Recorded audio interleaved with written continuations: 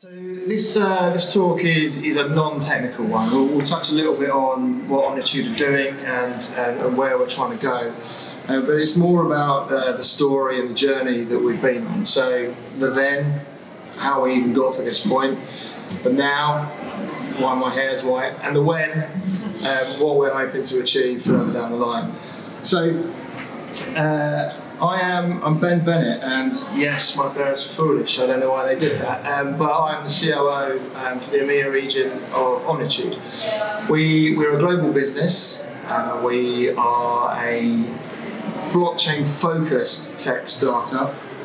And before I go into anything about the company, I was going to go through a bit about me, how I ended up meeting the team, and how we ended up stood here right now having this conversation.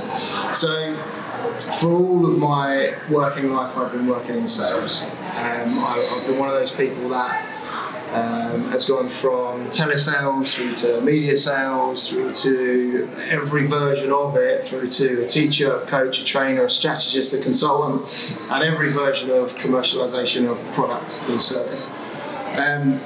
And that was a beautiful career. I loved it. I learned a lot. I met lots of wonderful people. And I left London about 3.5, 4 years ago and moved down to the south coast. So in Brighton, my wife and I relocated. I had a beautiful baby boy. Everything's lovely and rosy. I met this guy called Chris Painter, who runs a web design and build agency called Pixel by Pixel. So on the face of it, small agency, 10 people, they do e-commerce sites using a platform called CS Cart, which you may or may not be familiar with. And a major part of what they were doing behind the scenes, which they never really sold, was around platform and data integrations. So these guys were working with DHL and Fujitsu as two major clients, trying to get these new systems, platforms in place. And I joined the company to help them commercialize what they were trying to do, to take it to market, to get more revenues, and most of the revenues actually came from Fujitsu and DHL clients. Now, if anyone's ever heard of Chris Painter or met Chris Painter, he's pretty hard to miss. He's about this big. His brain is incredible. He comes up with ideas every other second, most of which don't go anywhere, and some of which really land.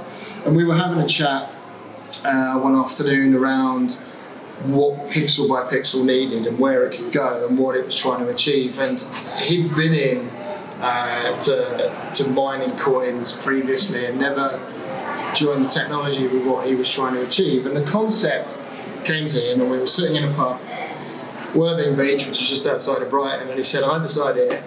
It's going to be an e-commerce solution. It's going to be a blockchain solution for e-commerce, and it's going to be data integrations and middleware. So I haven't got a clue what you're talking about. I don't know what you're talking about. I can't even challenge you back to say that that's a good or a bad idea, because I just don't know. So I'm a curious kind of guy, so I go away and I do my research, and actually he's paying me to challenge him, so I probably should at some point. So we finally got to a point where I see that this tech is the right tech for what he's trying to achieve. And he's got a client base there, and actually the e-commerce world is screaming out for something, and bolted onto e-commerce obviously comes supply chain and everything else that comes with it.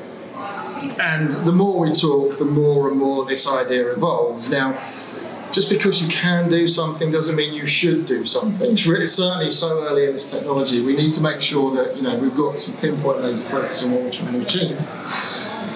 So we're chatting away. He's like, right, Ben, you get it now. You want to come and join the business full time, don't you? No, Chris. No, I don't want to do that. So I'm maintaining consultant head. I'm staying in consultant mode. I want to try and help him. He starts to formulate a team. So what he's actually doing is stealing stuff from Pixel by Pixel to work on this devilishly good idea that he's got over in the corner, which is Omnitude. Now, one of the first steps we took to branding Omnitude was stealing the brand guy from Pixel. Now, he is former Ann Summers. He's worked in some of the biggest retailers in the world, and this guy can hopefully turn things into something that people can associate with and want. And the name Omnitude came up because it literally means it's everything. It's fairly arrogant for a startup, I know, but so Omnitude, It's Everything is born as a brand. We then hire a marketing director. I'm there day to day trying to make sure everything's going okay. He's the brains and the delivery. I'm making sure all the detail is happening around so we can actually get somewhere. So John Harris is our brand guy, Chris Paint is our CEO, you've got me in the wings. We've got a magnificent marketing director based in Cape Town called Leanne Byrne. We found her on Upwork, marvellous resource if anyone uses it. She's now permanent marketing director, and Chris's brother Greg. Greg is one of these individuals that is an expert at almost everything he puts his hands on, so we definitely needed one of him. So there were a few of us building out Chris's vision, and in order to build out a vision and get any attention, we looked at what was going on in raising capital and how to get to a point where we could spend money on creating this idea. So those three letters, the ICO comes into play, and we'll come on to that in a bit. But in order to do that, we needed to do what most businesses did in the time, and this was at the tail end of 2017, we needed a white paper. So we needed to raise money on an idea, which is what a lot of ICOs have done. There's nothing there yet, but the prospects that it holds are quite grand. So we build this white paper. We get a fantastic blockchain consultant, we get an incredible economist, we iron out all the details, we've got a website live, and then we realise that what we've got is a fantastic idea and zero credibility in the space. Absolutely not. No one knows us, no one's ever worked in blockchain, no one's ever done anything other than dabble a bit of crypto trading. So, what do? We hire these guys. So these are some of our advisors, and these are names you might be familiar with. So Sally, bless her, probably gets harassed by tons of people like us, is a member of the Forbes Technology Council. She's an absolute stupendous mind in terms of blockchain, AI, and the way these systems can work together. She's an advisor for a number of ICOs and blockchain businesses. We approached her and spoke about what we were doing and the impact we were going to have and the charitable side of the business, and she was more than happy to join. Slight curveball is a chief commercial officer of a bank joining a blockchain business. So Michael was actually a former client of Chris's in a previous life. So we approached him, explained what we were trying to do. And the word former is in there because actually he's creating his own business around payment gateways using images. So the image is the store of value, and we'll come on to that later. But actually, in terms of someone with credibility and clout, having worked in an environment that is very pressurised, he can help us commercially. And then Simon Cocking, who's been voted #1 advisor on ICO Bench. He's the owner of Irish Tech News. He's a media guy, publicist, and actually a massive all-rounder. So these three are our headliners from an advisor perspective. We've now got perceived credibility. We've got a solid white paper, and we've got a whole lot of heart and perhaps naivety. So this is Chris. This is obviously me. This is brother Greg, and then the guy who took the photo is John. So this was, I think this is about 3 hours before we launched our token sale. And you can see the position of everybody's hand there. There's a distinct lack of fingernails in that group, and everybody is literally trying to work out, A, what's going on, how are we going to deliver this, are we going to be credible, are we going to succeed, can we create something of value that is actually going to be marketable when turned commercially later in the day. I'm going to fast forward you to the end. Yes, we did.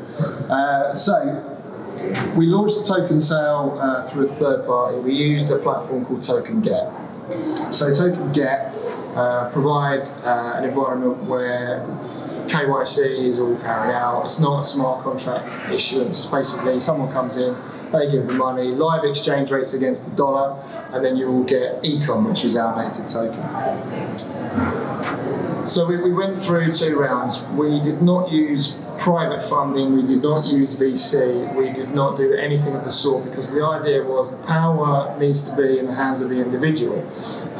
The second we start selling out to VCs the tokens, and I say selling out, it means that you've got an individual that has a mass amount of control that can then influence price on an open market. That's something we just couldn't do in our own minds. We couldn't justify it for ourselves.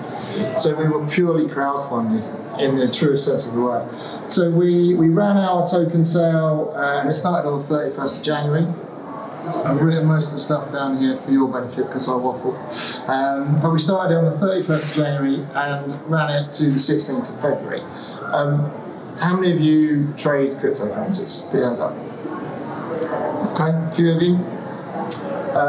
If you traded cryptocurrencies, you will know that that time was arguably one of the worst times to launch a token sale in the history of cryptocurrencies, because the market started to go heavily down this way. Now, for any business or measurement framework, anything going from top left to bottom right is not a good thing. So we launched and we marketed and we communicated and we grew a phenomenal community of around 25,000 people within Telegram. There was around another 15,000 people on our email channels.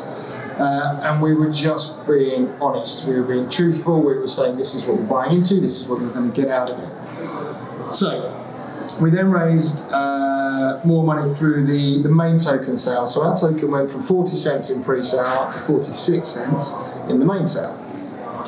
And the main sale ran from the 28th of March through to the 31st of May. Both of us have already got white hair, plenty of it, and it was actually horrific. In terms of business environments, the places that I've been in, the stress, I cannot let you know enough how painful it was. At the same time, it's utterly exhilarating. You're seeing people that are buying into something that you've created, that you've nurtured, that you've grown, and they want to commit to that and be part of it. And that is a really humbling experience, but terrifying at the same time. So the 31st of May is my wedding anniversary. I was working till 2 a.m. And my wife was fortunately incredibly understanding. And we ended up at a point where we closed the doors and achieved that. Now you probably can't read that because this is a poorly laid out slide by me, but we started with 100 million ecom tokens, and we ended up with, after we did the burn from the unsold and the ones that were split between team members and advisors, and those that are then going to be managed by our foundation, we burnt a total of just over 25 million. So it's actually a bitter pill to swallow, because we didn't sell out. But actually, in the scheme of things, 75% success rate in what was arguably a very challenging market, we saw as a success. And we managed to raise $12.6 million. So even now, I think about that, and you've got 4 or 5 people in what essentially is Andy Peters and Ed the Dutch broom cupboard, battling away, trying to make sure that we're getting a message out to the market that this is something to invest in, and we raised $12.6 million. So, you know, all credit to the guys that worked really hard on that, and again, quite a humbling achievement. So we have Bitcoin, we have Ethereum, we have some fiat contributions to what we were trying to achieve. All of the contributions were capped. So in the first round, no one could commit more than $25,000, and in the subsequent round, no one could commit more than $50,000. And the purpose of that, again, is to give this equal spread of power to those people that wanted to get involved in our process. So we're recognised, we're known, we're invested, and we're going to the next stage. So we now need to turn it into something, and the recruitment process when you're trying to hire some of the best and bright minds in this space is really hard, unless you get lucky. And we got really lucky. So Rogues Gallery. On our left, we've got a guy called James Worthington, and again, we found him on Upwork, quite amazingly, and he is arguably one of the world's leading brains on Hyperledger. Every single piece of Hyperledger and everything that surrounds it. He's a business intelligence guy. He's an incredibly valuable asset, and he did not want to come and work for Chris either. By which point I might add that I've gone full time. He's twisted my arm. So James and I are out in Switzerland, meeting one of our partners, and we hit a spa, and we're down in the hot tubs enjoying a nice soak, and that's when I convinced him to come and join us. And what happened in that hot tub should remain in that hot tub, but we have a fantastic CTO, and arguably one of the brightest minds in this space. Then we've got a guy called Yuri van Rensburg as our CFO. So Yuri is actually from the south, well, he's from South Africa, but I met him on the south coast, and his background is around mining, weirdly. Nothing to do with cryptocurrencies, nothing to do with startups. And for me, counterintuitively, that was fundamental for his hire, because those people that did have crypto experience in a way wanted to portray their own views on how things should be done. When if you've got a logical financial mind in your ranks, actually they can bring a completely fresh and real world perspective to the table. So that was why he joined us. And then on the end, you've got Martin Braun, who's my opposite number, running our Americas division. Now, Martin's the former supply chain director of DHL. So we stole it. And I think that was a fantastic steal, personally. So he's been able to give us a lot more insight to the real-world applications of logistics and what we're trying to achieve from an e-commerce and supply chain management perspective. So we've got, arguably, on paper, a dream team. So all throughout this process, as I said, I'm a sales guy. Chris is a really inspiring bloke, and if you end up in front of him ever, he will charm the backside off of anyone and get you to buy into his visions. I don't know how he does it. I've been angry at him so many times, and I always end up apologising to him. He's one of them people. So we went out and started to forge relationships with people that other blockchain businesses that we were seeing weren't doing. And I'm talking in the ICO token space, where everybody's partnering with each other just to get a bit of credibility and boost their token price. In actual fact, we didn't feel we needed to do that. What we needed to do was try and work with businesses that are working in the real world, for want of a better phrase. So Williams Martini Racing, they're a Formula One team. So we are working with them to build out a solution for I can't go into too much of it, but essentially their wind tunnels and their simulators. And it's a great relationship. It gave us an opportunity to have blockchain exclusivity on that entire team's technological functions. So if you don't recognise that flag, that's the Maltese government. So we have a government contract, and we are one of the few blockchain businesses that do. And the testbed that we're working on is regulating the public transport system. So they have, let's just say their bus system is a privately owned operator, and the information that goes back to the government about performance of the buses is in a CSV file. Now, anyone who knows anything about CSV files, anyone can change any numbers at any point in that, and I'm not for a second saying that they are, but what they want to do is create an environment where the data coming from operator over to regulator is what it says it was, but then offering more wider opportunities, GPS tracking, having devices talking to the blockchain, and then exploring that with the Maltese government. Next to those, we've got Absolute Taste. Now, Absolute Taste is not a name that a lot of you will be familiar with, but they provide high-end food to stadiums, private jets, a number of restaurants, and what they are working with us on is something that probably most people who are familiar with blockchain have seen, is a farm-to-fork solution. So we're going down that path. I'm going to come on to Image and Pay last. CS Cart I mentioned right at the beginning. So CS Cart are an e-commerce platform provider, off the shelf. You can set up a single vendor or multi-vendor e-commerce solution. Working with them, we have the ability to deploy our first beta product, which is an ID system, to all of their customers, which will automatically put us in front of 35,000 customers overnight.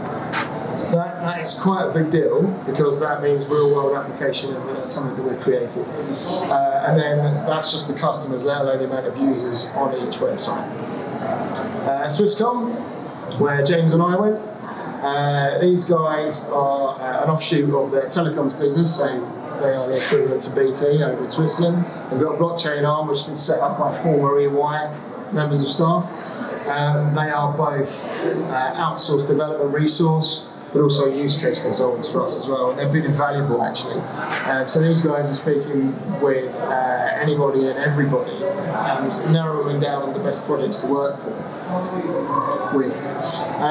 And they are building out a fantastic department within Swisscom. And then Hyperledger we're members of, because we're building our platform on Hyperledger Fabric. So Image and Pay is an interesting one. So Michael Donald, who you saw in my previous slide, former Chief Commercial Officer of Bank of America, he's got this idea that you can use images of a store of value, that you don't need a card. We know that you don't need a card already because you've got Apple Pay, Samsung Pay, whatever it might be. But having an image and creating rewards against that image based on your purchase behaviour, and then drawing those rewards and applying them to, I don't know, say you're an Arsenal Football Club fan, they might want to know that you've bought Nike trainers. They might want to know that you've bought coffee in Starbucks. They might want to know a few things. And Arsenal Football Club can get all that information if your self-sovereign ID through Omnitude allows you to switch that access on. So we're working with these guys to make sure that the images that are being used as a store of value are unique. They're not just your home photos from the family album, although they could be in the future. I'm not going to profess to know his business model inside out, but if you've got access to rare bands, sports, whatever it might be, how a photographer can take one photo that belongs to them that's on the wall in their studio and digitise it and then start to monetise it. So we're working with Image and Pay to bring a new payment system to market. So you're probably recognising already that very few of these are e-commerce, and very few of these are about data integrations. And actually what happened is we started to realise that what we had was something special in terms of a product in its most basic form that could be applied to multiple industries and areas and businesses. So we've started to work with a number of businesses, gain credibility in a corporate space, and start to refine our proposition further. So after we won all these clients, and we're still trying to do so, it looks like a building site. It's not. This is actually a new office. So I don't know if any of you saw the videos that we did recently around our Omnitude ID and our Omnitude core system. I can share them. They can be shared out to the group later. But they were filmed in this office. So we've got a sleek modern office. You can get about 30 people in here. Some nice Larry wallpaper this side, and what we've decided to do is build a little old lady's living room at our reception. So you've got 2 leather sofas, 40 quid each from the British Art Foundation. You've got an electric heater up front, now working, and we're going to be doing a lot more fireside chats. So the fireside chats are talking about our product, talking about our evolution, talking about client wins, and I'm doing one tomorrow with Martin, our COO of the Americas, around what blockchain can do in supply chain. Not a new subject, but he's an expert. So I'm going to be grilling him, not from an Omnitude perspective, but from a broader what can the tech do in this space perspective. So we're in our new office, the ladders are gone, the boxes are away, and we've got this cute little cubby hole. So it brings us on to the when, and you know, I think you're all familiar with it. When Moon, when Lambo, you know. Who cares? Who cares about moons and Lambos? I don't care about moons and Lambos. What I care about is making sure that what we're doing is valid, that it has application, that it has value, that people want to use it, that people can adopt it, they can implement it, and actually we can be a credible commercial entity. And I think that needs to be fundamental. Rather than blowing smoke up our own backsides trying to raise a token price, we're trying to take a product to market. And that is instilled in our business. We are not a hype machine. We can't afford to be, we don't want to be. So when I talk about where has our product evolved from, it's gone from a data integrations, it's gone from an e-commerce solution, and it's turned into a number of things really. It wears a few hats. So it's a middleware. It's a middleware that enables legacy systems to integrate into new blockchain solutions that will help without having to rip out anything that you've done with cloud. You don't have to pay tons of money, we'll help you integrate it, relatively low cost, and then there's just a microtransaction behavior behind the scenes. We are creating an ecosystem where every single one of you in this room will either have a role or an idea or a position where you think, do you know what? I think blockchain can make a difference. I think this could happen, but I can't see anyone who's done it. So we want to create an ecosystem where you can have our support to build a decentralized application, stovepipe or broader, whatever it is. We'll help you build it, and if it's exceptional, we'll help you invest in it as well. And then you can deploy it through the Omnitude middleware layer to the clients that we will be having on board.